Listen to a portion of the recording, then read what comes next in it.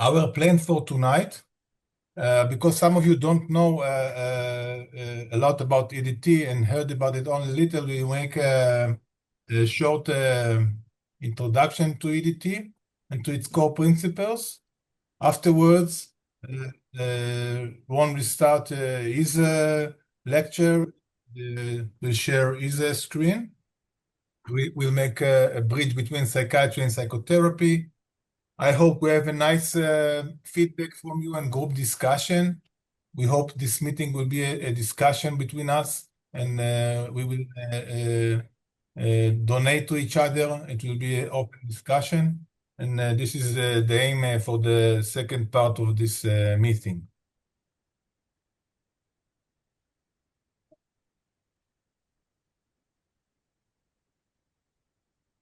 Okay. If someone wants to ask something, you can just get in and ask. If someone wants to ask in Hebrew, difficult in English, you can do it in Hebrew. We'll translate it. I want to start by talking about how EDT started.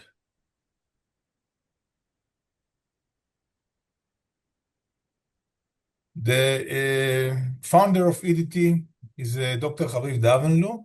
Dr. Haviv Davenlu is originally from Iran. It seems like good things come out of Iran.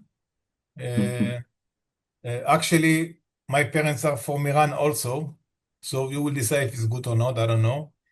Dr. Haviv Davenlu born in Iran, and when he did his study in Europe, he learned medicine.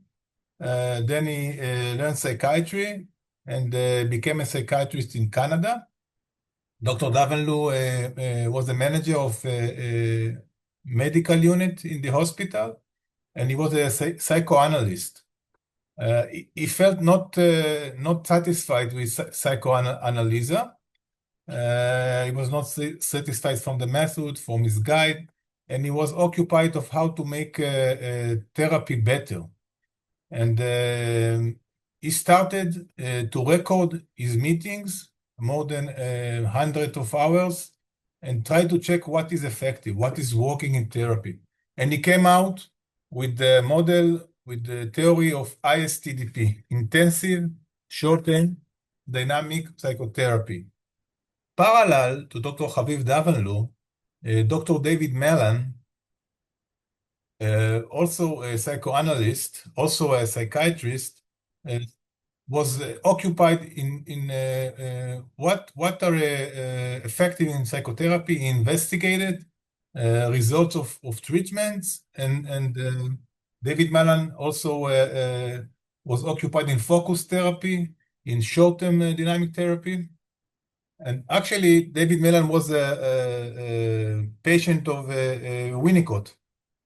And when David Mellon met Dr. Haviv Davenlu and saw his theory, he was overwhelmed. And they become partners, and they wrote books together.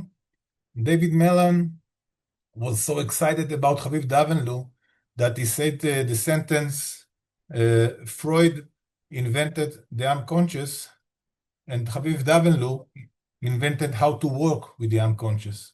He was so enthusiastic with the theory that Haviv Davenlu came with. These two people wrote books and had students.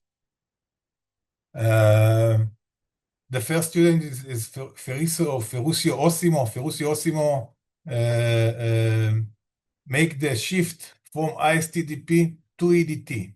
He added more flexibility to the technique, and most important donation of Dr. Ferruccio Osimo is to put inside the human connection between the therapist and the client. And Dr. Ferruccio Osimo is working here with therapists in Israel in the last 10 years. And he and me together are doing here supervision for therapists who want to learn EDT. Besides Ferruccio Osimo, there are many important leaders. I choose 6 of them. And we can talk about Diana Fosha, who is in Israel famous because of a method of AEDP. She talks a lot about corrective emotional experience and supportive psychotherapy. Ellen Abbas is from Canada. Is responsible for research. Because of Ellen Abbas, we know that EDT is very effective. More than 100 research show the effectivity of EDT. We have also Lee McCullough, who is a professor in Howard. She died years ago of a disease, but she wrote books, and she came from the CBT world and make the concept of EDT and CBT join together. We have here also John Fredrickson, who wrote very important books and very clear. I really recommend John Fredrickson's books. And last for this slide is Robert Nowosky, who's stressed the importance of the attachment, to look at the attachment of the patient to understand things and to solve things. And I think Robert Nowosky is one of Dr. Albucher teachers. So each one of these persons have a little different flavor for EDT, different color. And what I try to do, I try to make integration of what is important in EDT and that everybody will be acceptable, they will be agree on. So now I'm going to put the 6 principles of EDT so you can understand from what framework we are going to talk today about psychiatry. And of course, if I want to ask something, please, my guest.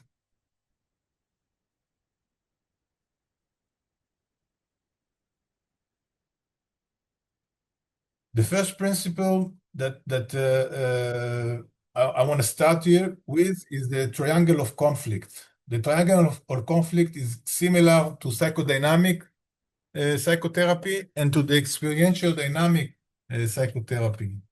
It means that the symptoms are something that beneath that there is anxiety and emotional conflict, and the therapy should help the person have more adaptable defenses, lower the anxiety so he can be with his needs and his emotion.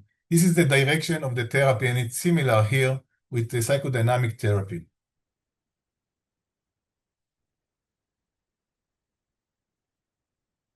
The second EDT core principle now is different from psychodynamic therapy because EDT therapist is very active, is involved and is leading the therapy. From the very first session, he tries to build clear treatment goals. He wants to make them clear and articulate what are the goals of the treatment. He is very active in regulating anxiety and in challenging, and the therapies initiate the intervention and lead the therapy is very focused. If the patient going aside, the therapist focuses in, and it's very important principle in EDT.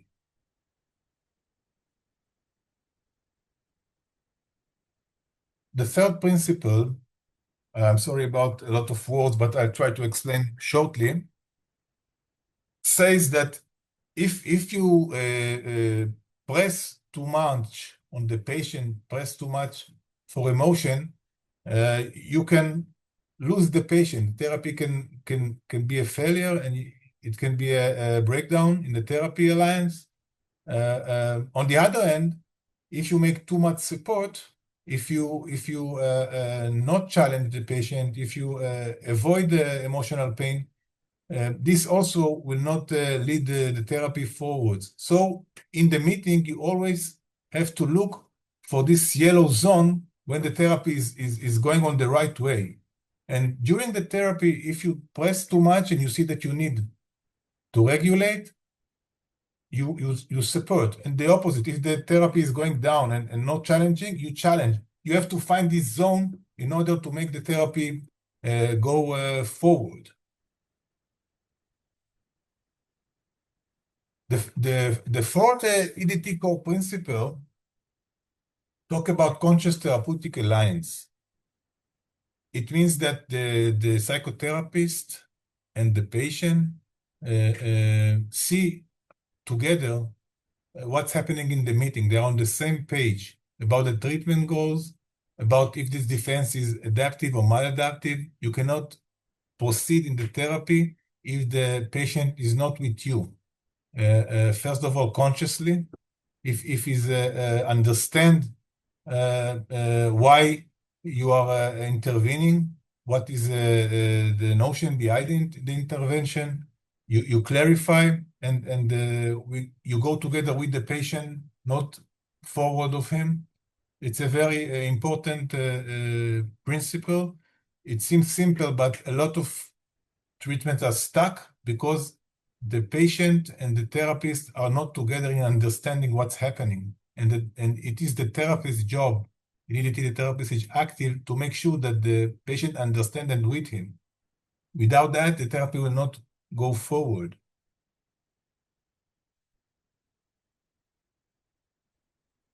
The fifth core principle is about transference and counter-transference.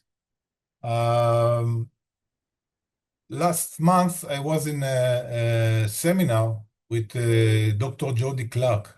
Jody Clark is one of the teachers who was with Haviv Davanlu until his last days of teaching. And what Dr. Jody Clark stresses is you cannot, he treats only from the relationship between the therapist and his patient. I'm not working like that, but I agree with him that if you're not addressing what's happening in the meeting, in the relationship between the therapist and the patient, sometimes the therapy will not progress. And some therapists are afraid to ask their patient, how do you feel towards me? Or they feel it's not appropriate, but we know in EDT that the relationship between the therapist and the patient are extremely important for the successful of the meeting goals. And without addressing that, the therapy will not move forward. Therapists can be very submissive, can be look like he understands and he knows, but it's not his true self. His true self is hiding, and sometimes the only way to talk to the true self is to go through the relationship in the room, here and now, between the therapist and his patient. The last principle that important in EDT, in my eyes, is the experience.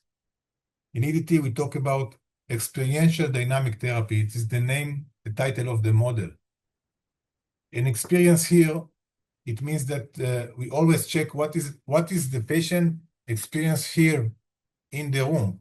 If he is in anxiety, we want to teach him to experience the anxiety and regulate it with us. And most importantly, we want to see that the patient can be with the triggers, with other experience. The patient can be with his feelings and be regulated. And we believe that the insight comes second. Only after the experience is different, the patient, we know that he's progressing. It can be the experience in the transference, it can be in his current life, and it can be if he got triggered from the past, how can he deal with them? We want to see it in the room. And we know if the experience is different, the patient is making a progress. This is the principles that I think that are main in the EDT model. I'm sorry that maybe it's too much information. I will send the slide afterwards to everyone so you can look at that in your time. I thought it would be important that you a bit taste what is EDT before we go to the connection between psychotherapy and psychiatry. If someone want to ask question, please do. And there are questions?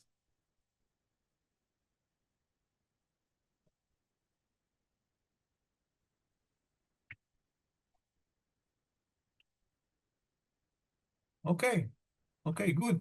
If a question will come later, you can please come and ask your question. Now I want to give the stage to you, Dr. Ronald Bashur, and I will stop share, and you can share. Okay. Thank you.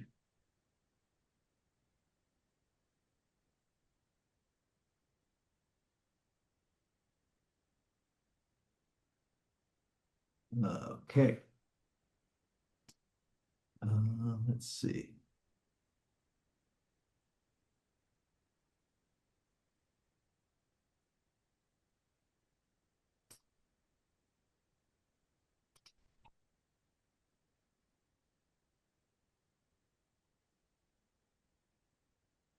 How is that? Does that look okay?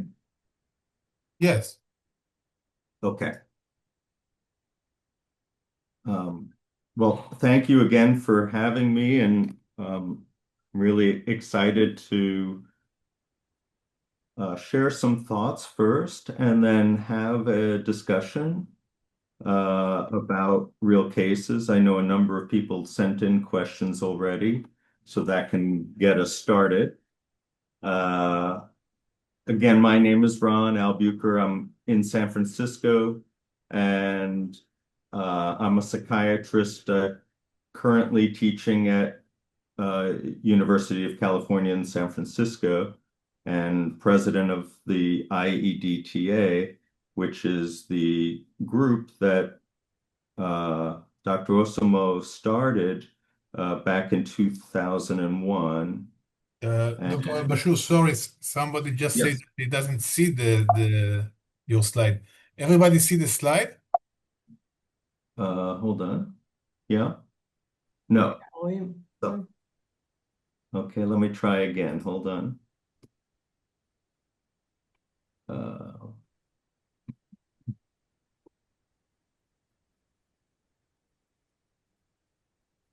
How about that? Can people see? Yes. That's better. Okay.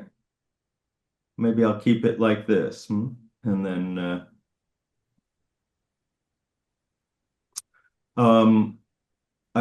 the other thing I wanted to mention is every other year our organization has a conference, and it's a great way to meet both the leaders in the field as well as people who are learning EDTs. Our next conference will be in a year from October, so October 7, 8, 9 of 2026, and it's going to be in Dubrovnik, Croatia. And I can provide Yoram with some information about that. Would love to have as many of you come as possible. It's a really enjoyable conference, and I always learn so much. It's small enough that it's manageable conference, and you can actually talk to the presenters and have very good discussions. So I wanted to follow up on a couple of things that Yoram mentioned. In ISTDP, we think of both the unconscious conflict as well as attachment trauma as both activating anxiety in the body, and then unconsciously the ego uses defenses to either repress what's not acceptable or to try to preserve attachments to important early figures. The person runs into problems when they rely a lot on defenses that are not healthy for them. They may have been healthy when they were young. They may have been the best that the child could do, but now the person still uses them and is often unaware of using them. And that can get them into difficulties with their relationships, with their self-esteem, as well as creating symptoms like depression, anxiety, obsessive-compulsive disorder, substance use, personality disorder, psychosis, and so on. So this is the basic theory behind ISTDP and why symptoms arise. Now, switching to psychopharmacology, the major principles here, we only have a very early understanding of the brain and its functioning. But we do notice that most of our effective treatments work by changing the signaling between nerve cells in the brain. So when you hear some phrase like serotonin reuptake inhibitor, serotonin is one of the communicating molecules between nerve cells. It's how information is transmitted from one nerve cell to the other. And most antidepressants, for instance, work by increasing the signal strength between the two neurons. The other principle to keep in mind is that treatments are rarely curative with medication. It's not like an antibiotic that you would take for 10 days and then you stop taking it and the infection is gone. That model is not typical of how medications work to treat psychiatric illness. But we do have many effective treatments, and they reduce the intensity of symptoms, they lessen suffering, they avoid future problems for the person so they don't have a major setback. And so the model is closer to treating blood pressure in a hypertensive patient. The blood pressure is lowered, you avoid stroke and other problems this way. But as soon as you take the medicine away, the blood pressure goes back up and the person's back at risk. And so that's a closer model. It's not a perfect match, but it's a closer model for this. So one question both psychiatrists and psychotherapists have is, when do I consider medication instead of or in addition to psychotherapy? It's a complicated question, of course, but I would say there are several situations that you need to think of medication. One would be that the symptoms the person presents with, such as depression, panic attacks, psychosis, do not allow the person to participate in a meaningful psychotherapy. They're too severe, too distracting, and you don't have somebody present with you in the room. So that would be one example.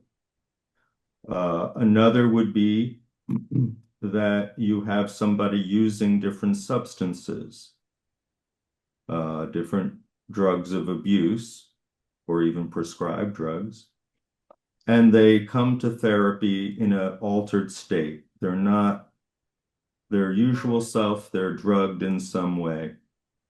And so this is an important situation to deal with, because you will have what's called state-dependent learning, and it won't be carried over into their real life as well once they stop using the drugs. And then, of course, if there are more severe symptoms, so any life-threatening behaviors, behaviors of violence that threaten other people, these are times to either consider medication or perhaps hospitalization even in our patients.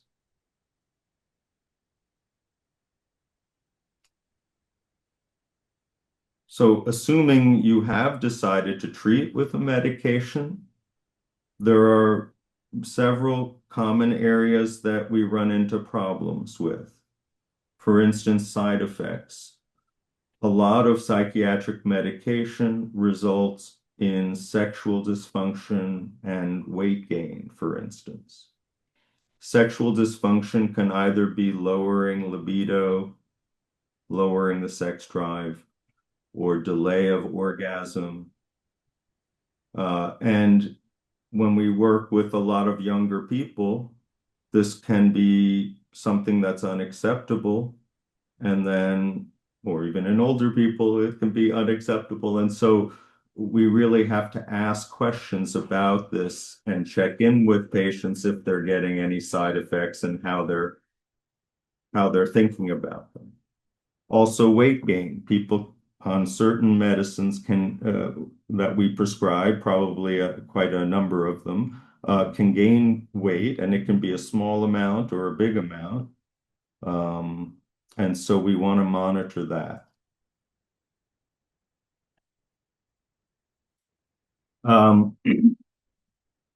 Another area that can be a complication for doing psychotherapy is when a patient's feeling better with the medication, does that take away a focus for the therapy itself? So if somebody comes in because of panic attacks and they're trying to understand why they're getting these attacks, and medication is used typically to try to block future attacks, that can leave less to work on in the therapy. And so it's necessary to have a discussion with the psychiatrist and the patient and the therapist to decide what to do at that point. And then finally, certain medications can lead to a blunting or a flattening of emotions. And in emotion-focused therapies, of course, we depend on signaling or depend on access to emotions to guide us in our therapy process. And if that signal is reduced, it can make it hard to do an emotion-focused therapy.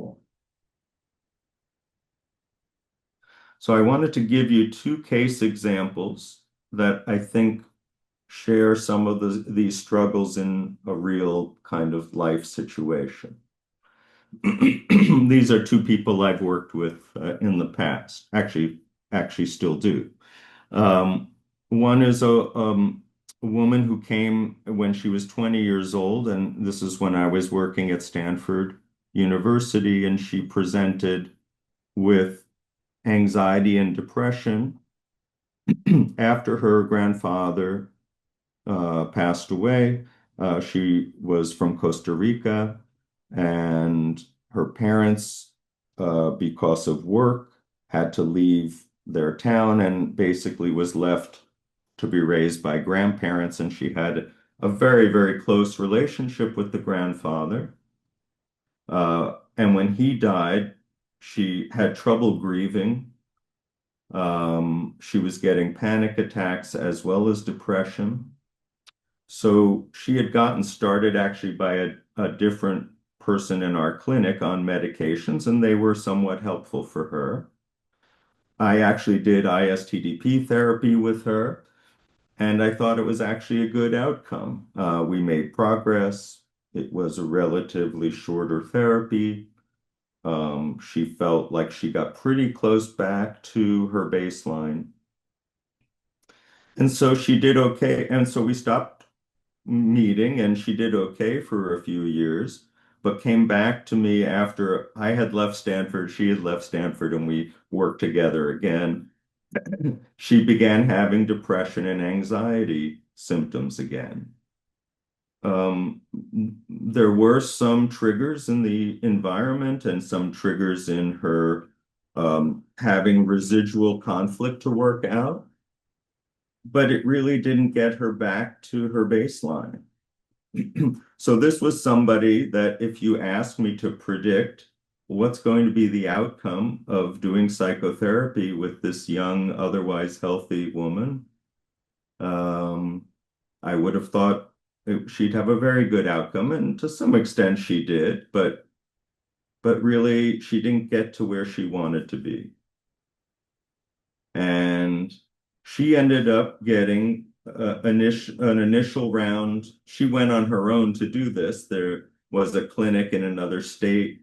She got 5 days of very intensive transcranial magnetic stimulation and felt the best she had felt since when she was 20 years old and first presented. And that lasted about 6 months for her.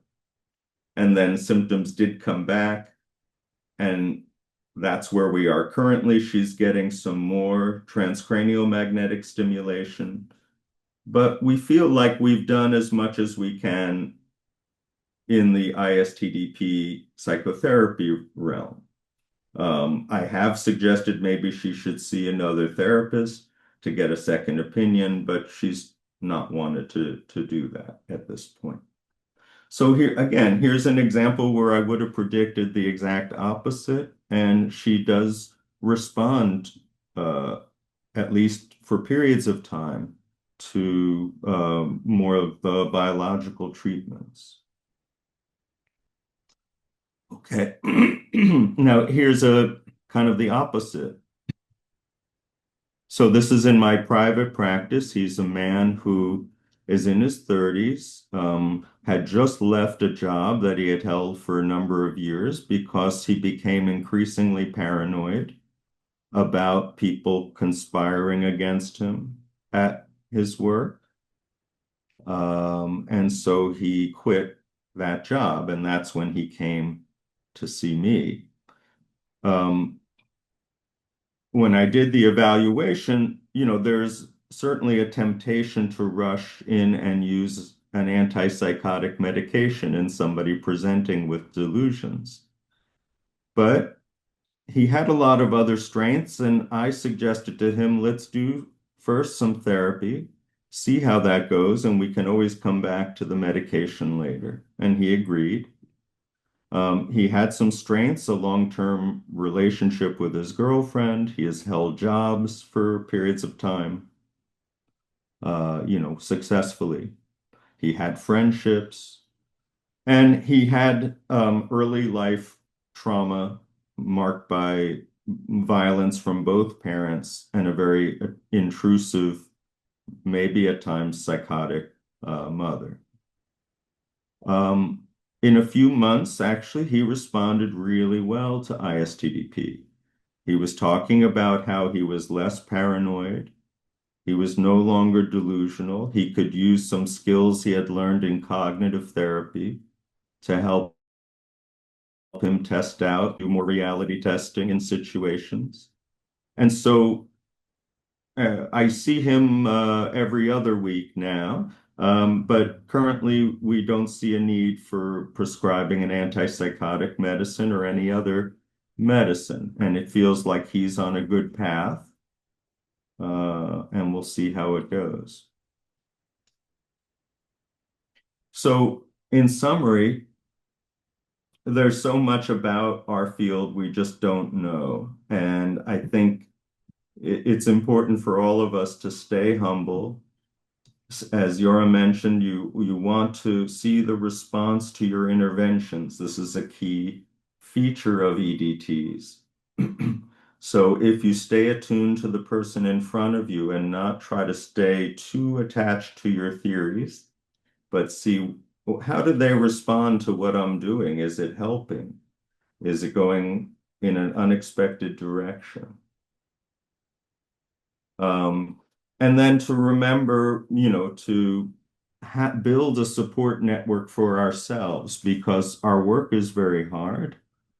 I continue to get supervision. I have peer supervision groups where I meet. I show tape of my psychotherapy work to my colleagues. I ask for help when I feel stuck. It's a lifelong process, and so really encouraging people to adapt that mindset. Okay, so that was my last slide. And Yurem, I didn't know if you wanted to go directly. Well, maybe I can ask if there are any questions about my slides first, and then we do have a bunch of questions that were already submitted that we can talk about if people want to. Yeah, thank you very much, Ron.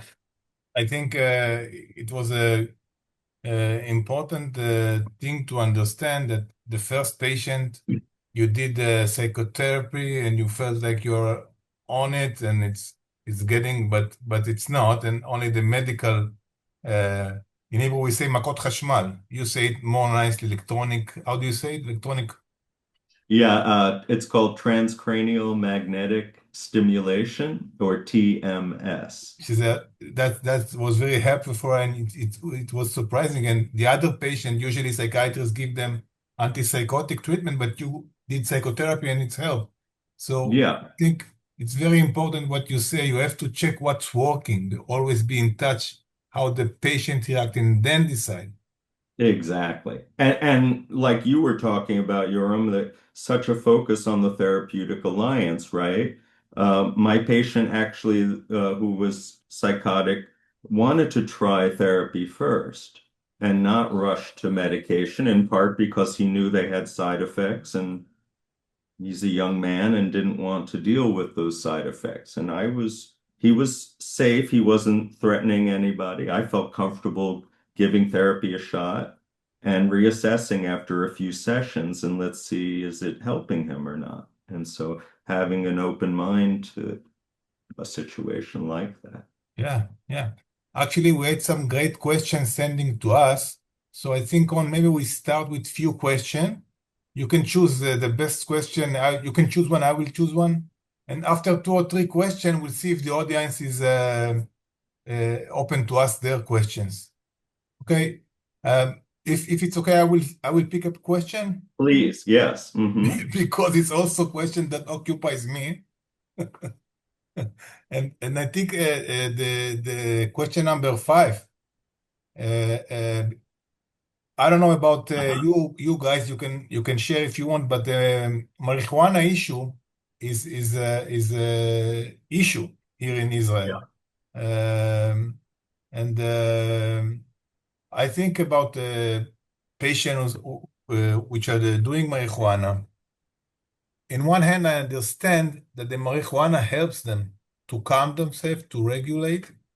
But if they come with such a massive marijuana abuse and they use marijuana, it's very difficult to get them to their feelings. They are numb, and I can see the difference if the patient come with when he's smoking and not smoking. And then the question for you is if the patient come to a psychiatrist and tell, can you give me something that will replace the marijuana? What is your opinion about that? Yeah. Well, also here in California, of course, it's legal, and so there's quite a bit of use from very small amounts as, kind of as somebody who might be a social drinker might use alcohol to people who numb themselves, or some of the concentrations of THC in these legalized forms are quite high also. And there's definitely a connection for younger people who use a lot of marijuana and develop psychosis. It's probably accelerating a pathway of, that they were at risk to develop psychosis already, and it probably accelerates that pathway. So it's a real problem in many respects. One, how I would think about approaching it is one question is, what are they trying to regulate in themselves with the use of the marijuana? So is it anxiety? And how excessive does the anxiety get when they're not using or lower their dose? Is it mood? Is it manic symptoms? Is it psychosis? So I want to know, as the pharmacologist, what is underneath, in the same way as a therapist, right? What's driving the use of this? How at one point may this have been adaptive to the person, but now is getting in their way, right? I think that's also, by the way, Yoram, the approach for the therapist to take to see if there's a common goal, because they may not see the marijuana as a problem. And so you want to be careful about coming in and saying, look, you got to stop this now. When this is something that's worked for them, at least in part, for maybe many years. And so coming back to the therapeutic alliance again, right? I think the way to do that, if the therapist, is seeing this, is to point out the connection between their use and problems that they're having, right? Maybe they're not motivated as much. Maybe they're not as close to people in relationships.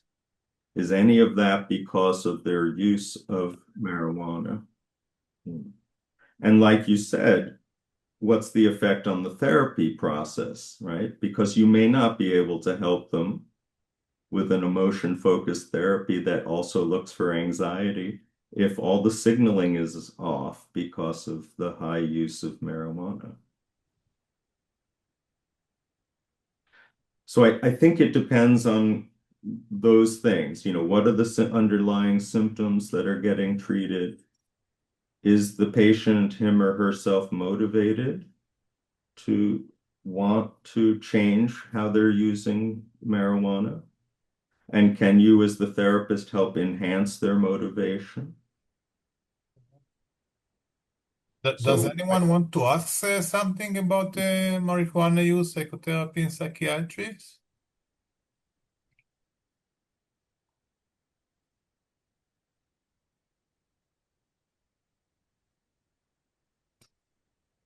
Ron, what I was thinking and wanting to ask you is there is a medicine who can give the patient the same effect as marijuana, but not the side effect.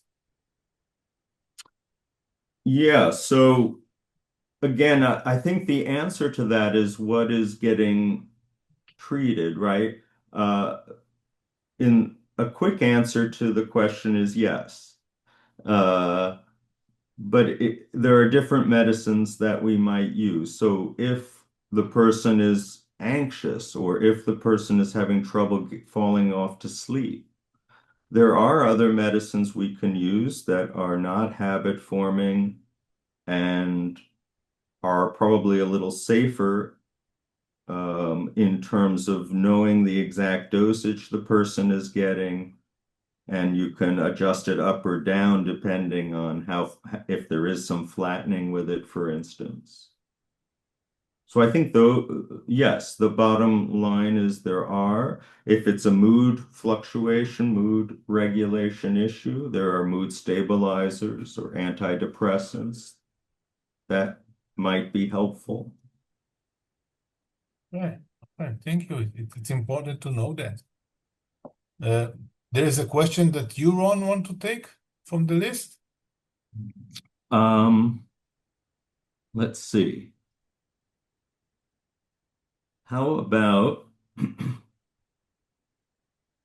Number 3, how do you approach cases of significant anxiety or low mood where the patient's functioning remains relatively high?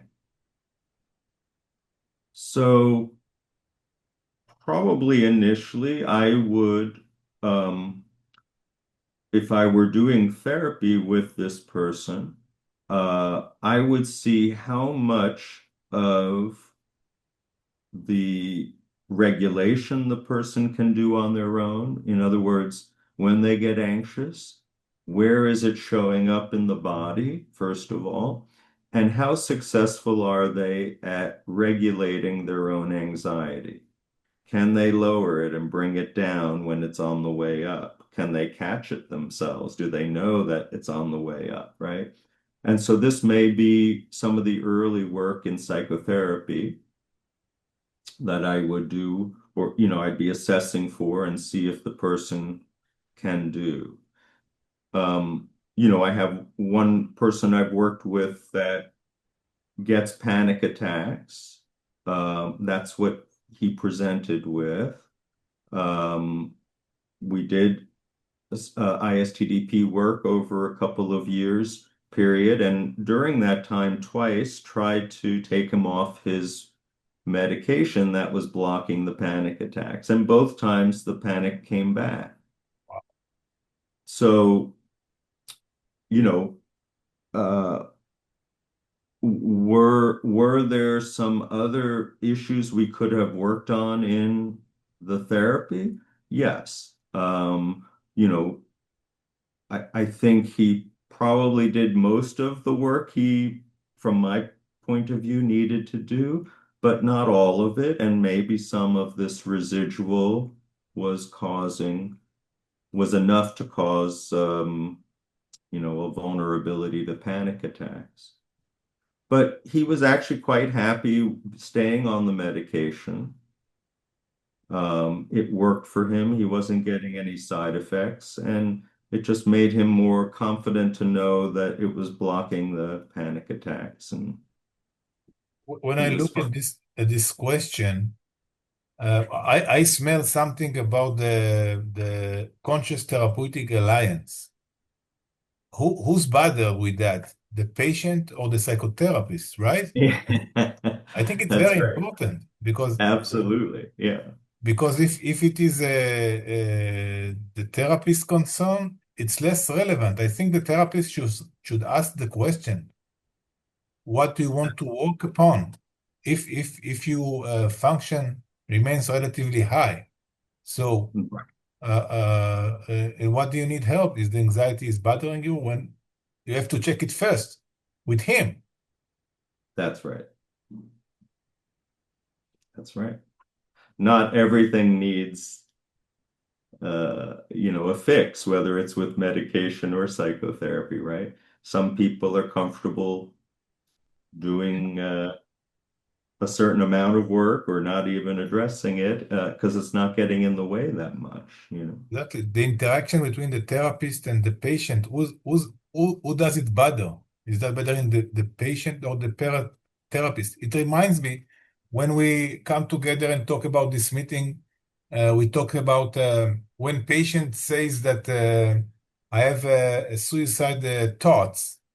So some of the time we are as therapists get very, very, the anxiety goes up. And we say, go see the psychiatrist. And we have to think about it because the patient is only saying his thoughts, they're not in a severe situation. And our reaction can make a fraction in the alliance because you send him to other doctor. It's like you say, I cannot handle. Exactly. And we have to get away to, as you said, you have a group that you consult. We have to have some places that we can regulate ourselves. Right. Even with our own therapy, right? So, I think if that's an area we do get anxious about ourselves and we, are honest and recognize that, then, doing our own therapy might help us to regulate our own anxiety better. and not jump to that conclusion, yeah, that I need to send this person immediately to a psychiatrist. Mhm. I want to ask something, Yes. please. Dana, I recognize your voice without seeing you. I want to ask about psychiatry treatment in children, because I work mostly with children. I work at a school in which it's for special education, and the children who come to the school, almost all of them, about 80% of them use psychiatric therapy treatment. And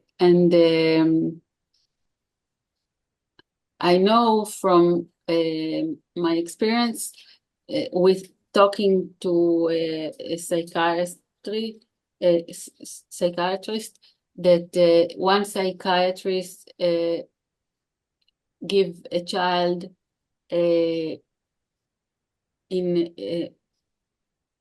continue to take the treatment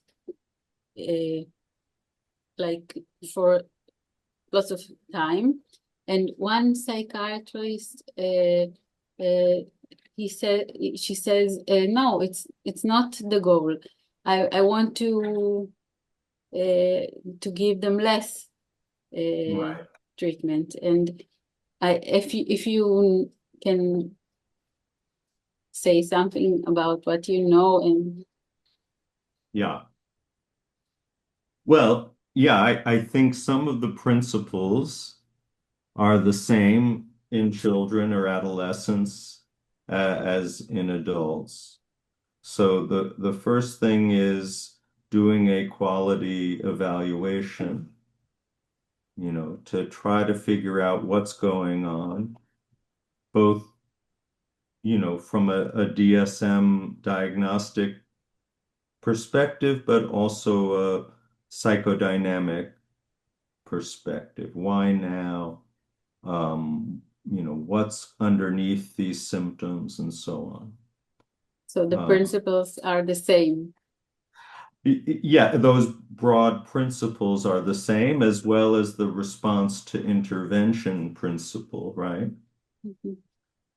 How is the child doing with, if you do decide to move ahead with medication, how is the child doing with that, right?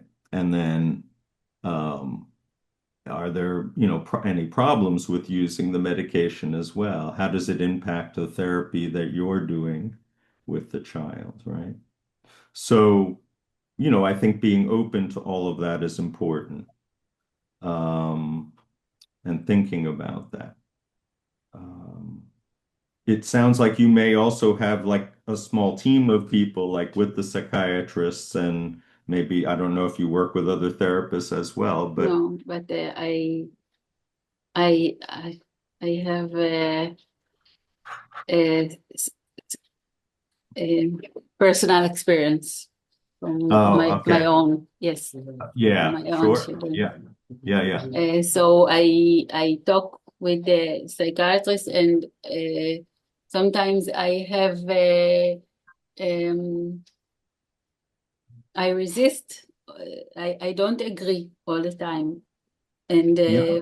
once even I was really disappointed of one psychiatrist, which is known because he really rushed to give medicine Right.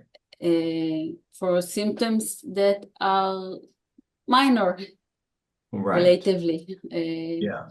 So it We was see that here disappointing. as well, the same problem. And I'm glad you're pushing back, because I think that's important. And if your doctor, your psychiatrist can't listen to you and accept feedback and accept a challenge to their conclusion, right? Then that's not a good relationship for you or your child, right, to be in. Yes.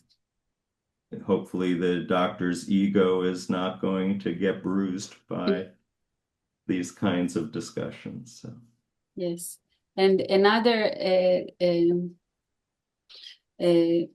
something that I have questions about, but I don't know if you know, is the connection to autism. And, because there is a lot of using treatment, psychiatric treatment in autism. Right. Yes, and you know, I think that has to be very carefully done because first you, again, want to make sure the diagnosis is accurate. There are no medicines to treat autism. What we end up treating are the symptoms of autism. So if it's, you know, trouble regulating moods or outbursts or trouble, with that, some kind of motivation or, so I think, but the primary modes of treatment are not medication. They're really just on the sides of, it's primarily treated with different therapy approaches and in our country in occupational training as well, in terms of being productive in school and eventually in work. So Thank you. Thank you, Dana, for your question. It was very important to hear this question. Jonathan. תודה, יורם. Hi, Ron. So first, Hello. just to again acknowledge and thank you for the intro, the moving intro you made. And it's very important for us in Israel to get this hug from you. And so I really appreciate it, and I hope to see you in Israel. Yes. Please let us know, and I will let you know when I'm coming, and we'll all get together. That would be wonderful. And thanks for the lecture. My question is this, regarding cases where you get a patient that is on medication, you do some good treatment, but the patient doesn't bring from his side an option of getting off medications. I want to hear some of your thoughts. Do you raise it on your side? Do you take an active stand of let's try, or do you withhold from those kind of interventions? I find myself sometimes in this dilemma, specifically with people that are more complex, so they can come with maybe 10 or 15 years of using SSRIs and so on. Right. So, yeah, that's a great question. In part, it does depend on what the diagnosis is. So if, let's say you're dealing with somebody with bipolar disorder and they're on a certain mood stabilizer, we know that people with bipolar who stop taking a mood stabilizer usually within 1 to 2 years will have another episode. And, there's a high likelihood of that. And that could significantly set somebody back in terms of financial or relationship or losing a job or any of that, right? So I think it's important to have those discussions with patients and tell them the pros and the cons. Yeah, I think maybe I can narrow down the question. I definitely understand, and thank you for this about borderline. Thinking more about complex PTSD versus some personality traits or personality disorders, not more complex diagnoses like borderline or psychotic people, but just normal no, it's not normal, but like people that use SSRIs for a long period of time, but Yeah. don't suffer from severe diagnosis. Okay. And my question is specifically about the stand from the therapist. I'm not a psychiatrist, and I feel like I have a lot of power in the subjects I raise from my side as a therapist. Right. And specifically in the EDTs, where you think about the questions you raise also from the dynamic stand and in terms of avoiding putting pressure in those questions, in those kind of questions about medications, for example. So I would Yeah. love your thoughts about this subject. Yeah. Thank you. Yes. So I think with the EDT approach to therapy, we are always thinking of the health of our patients. We want to do the best we can to be honest and open with them. I think if you are having those thoughts about the medication, chances are your patient has had them as well.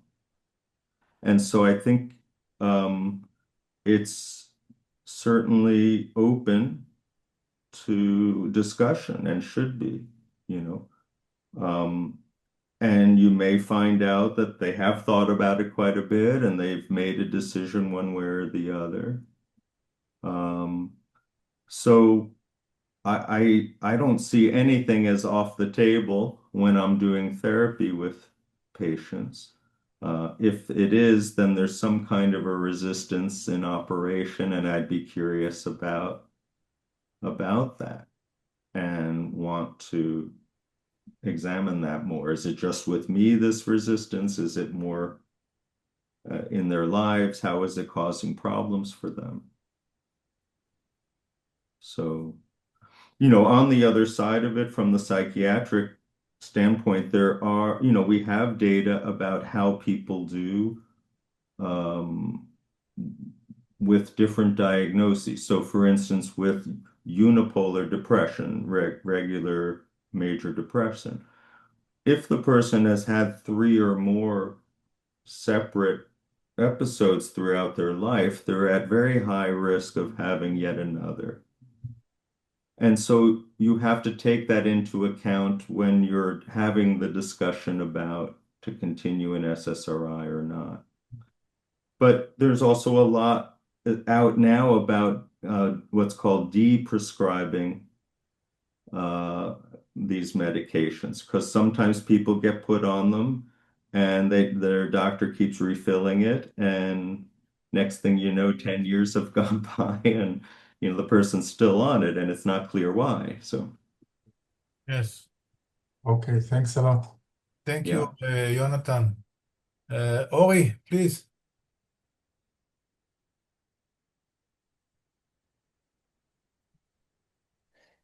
Hi, I will first join with gratitude for your time and your kind words. It means a lot.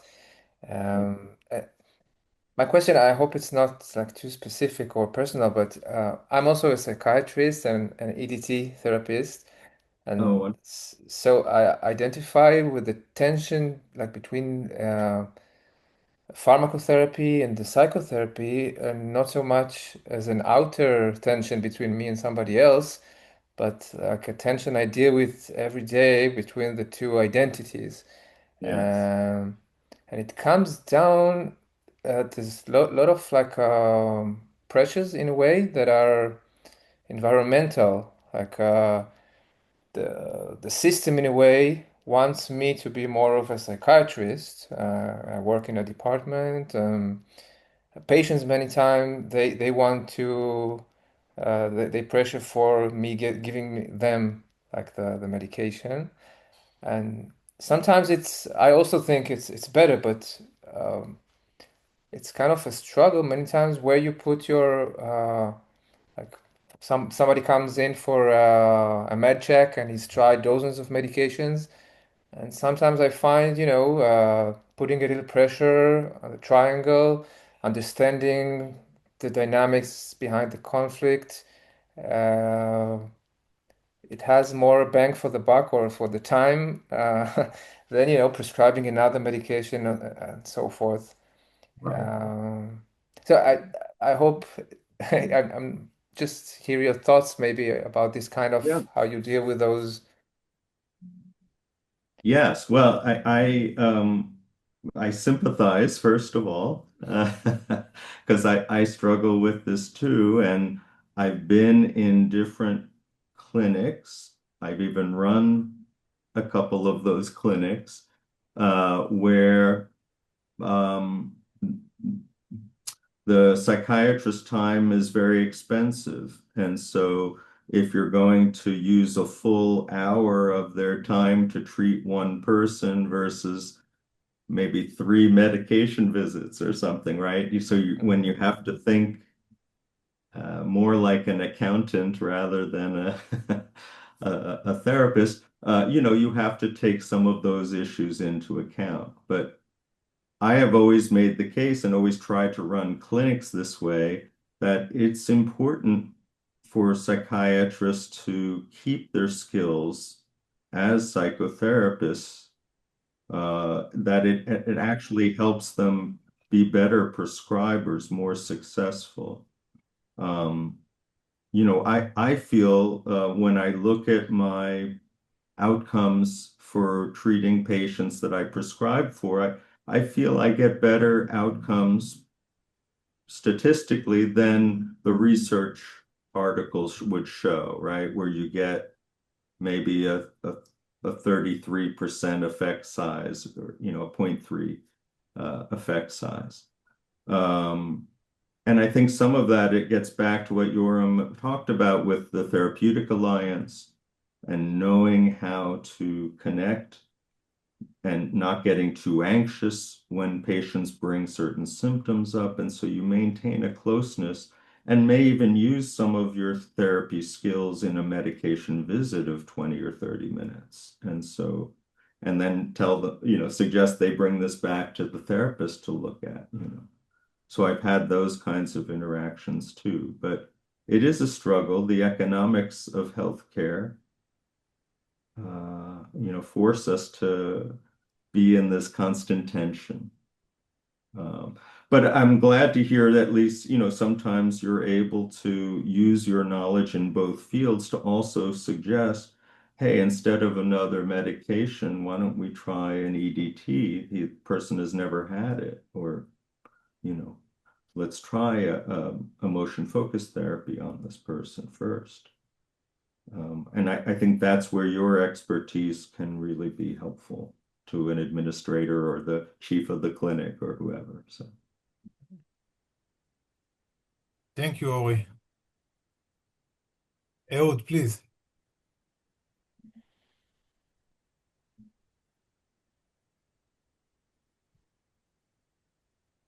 Well, I think you're on mute.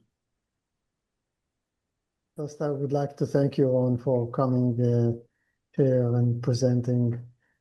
And the question I would like to stress, I call it the dilemma of the dosage. Sometimes I face this dilemma with patients, especially who use SSRI. If the dosage is maximum, then the suffer is lowering and then the motivation is down. And if the dosage is too little, then maybe it's difficult to go forward. So, how would you calibrate your treatment? How would you do the fine tuning, knowing that the patient is in a challenging therapy, like experiential dynamic therapy?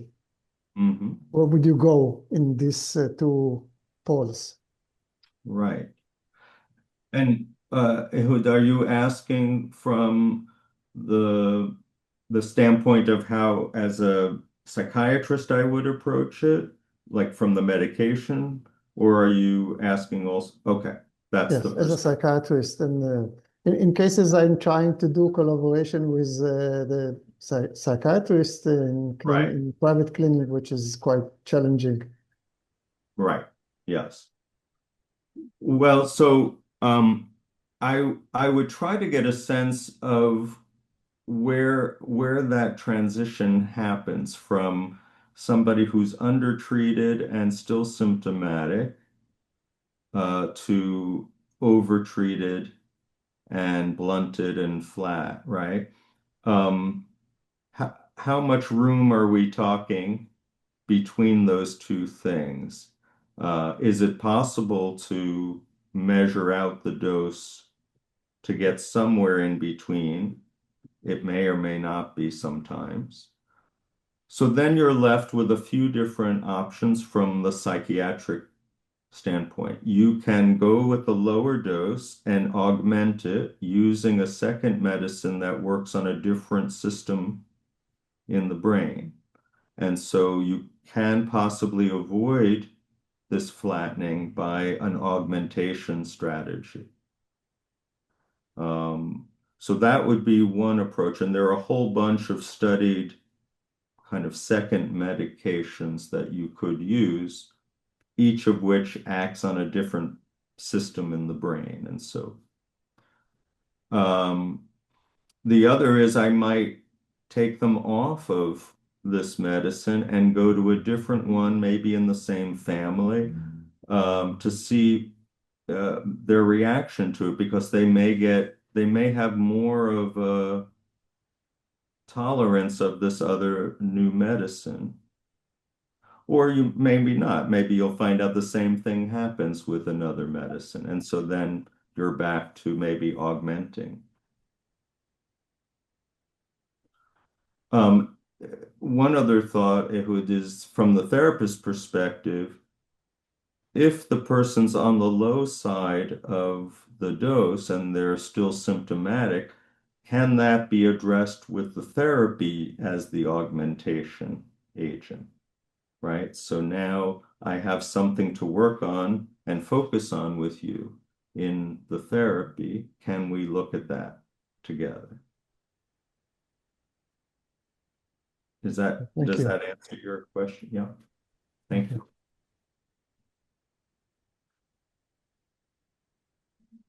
Alex, please. Hi. Hi, Alex. Thanks for the great lecture. I'm also a psychiatrist, and would like to ask you if you have any tips regarding patients who come with, let's say, polypharmacy. It's quite a common phenomenon in at least I've experienced with, and people come to consultation. They've been to several psychiatrists, and they have a list of 5-6 different names of medicines, and usually the demand is the question, how can you how can you find a stronger drug that can do the same work? And they've been to 3-4 psychiatrists previously, and most of them, I left them because they gave me drugs that don't work. And it's quite clear that I can join this quorum of people who are usually more experienced than I, or just say, okay, we tried this. And from time to time, I offer that maybe there can be another approach rather than pharmacotherapy, but at times people look at me like I just offered holy water. And if you have any tips, probably you encounter these things. It's I believe it's the same all over the world. Yes, well, and sorry, Alex, did you say you also practice emotion-focused therapy as a psychiatrist, or? Not specifically. I try to to use what I have the ability within the limited period of time. Usually the most effective thing, if the patient is available, is try to do some psychoeducation and leave some like innuendo for homework, and people come back and say, okay, I think, even surprise me when I'm not ready, I say, I read about it and I think there can be an approach that can fit me. But if you have any tips, what can you do in a relative short period of time? What are the chances that people will see it as an option? Right. So one thing I might do is see, I don't know what your practice situation is, but if you could take a little longer the first time meeting with somebody like this, I think that would take some of the pressure off of you as the psychiatrist to, figure out what's going on. One thought I have is that there is a resistance issue that's getting reenacted over and over by the person going to multiple people and being dissatisfied and then getting rid of them and moving on. Right. So there's something happening dynamically for them interpersonally. And so I actually probably would start there. I wouldn't even talk about medications with this person to start with. But I'd probably start there and say, look, I'm the 5th psychiatrist you're seeing, right? Help me understand that. What are you really looking for? Because I'd like our relationship to work and I'd like to be helpful to you. But I'm wondering if I'm going to be heading to I'm going to be number 6 in the list, And so I think I would start there with the person, kind of bringing the resistance into the room so that the two of you hopefully can join minds and look at it together. But the need to reject you may be too strong, and if it gets acted out, then you won't have the chance to help them again, right? And so then they'll be on to number 7. I can live with that. Right. I mean, we're all busy and so, but, I think to help this person, it might be useful to take a little extra time up front. Obviously, it's a complex case, and so you can make the argument that way. And, really want to understand how is it that so many doctors have not met their needs, and how you want this to be a different experience for them, if possible. So, thank you, Alex. Thank you very much. Great answer, Ron. I really thank you. We take the last question. Ori, you want to read the question?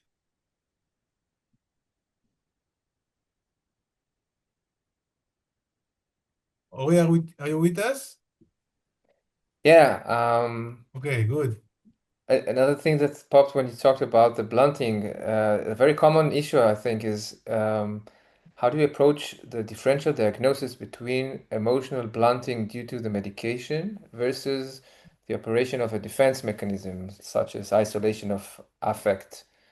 I suspect response and pressure to response to like pressure and challenge, but maybe. Yeah. I think that is one way to do it, right? So the question is, is this a defense mechanism I'm seeing operating in the room, or is it the medication?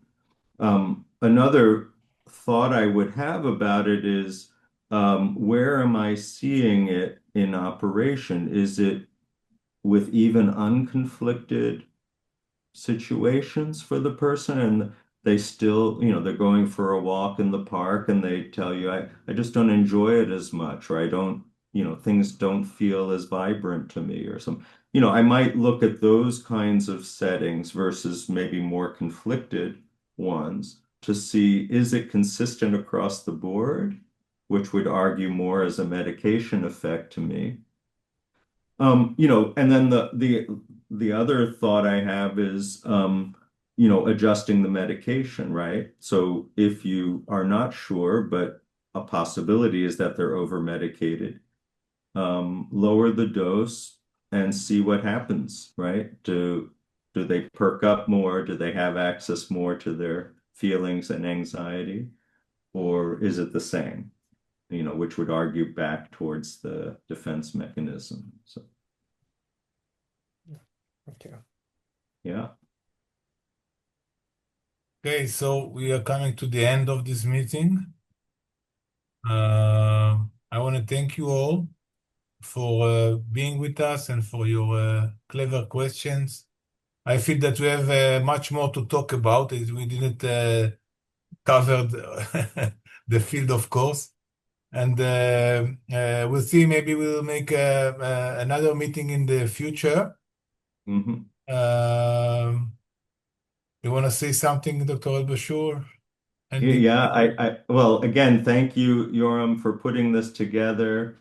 Or also, I know, and appreciate both of you and everybody here, actually. It's such an honor to meet with all of you, and I really wanted to share the love that you are. There are so many people in the world supporting you and caring about what happens to Israel. And I know if you read the newspaper, you'll never get those those points of view, but it is out there, it exists, and I just want to really spread the love that way as well. So, yeah. And I'm happy to come back. So yes, if we want to do another round or on a different topic, that would be a lot of fun. So Yes, great. So thank you very much, everyone, and take good care and goodbye.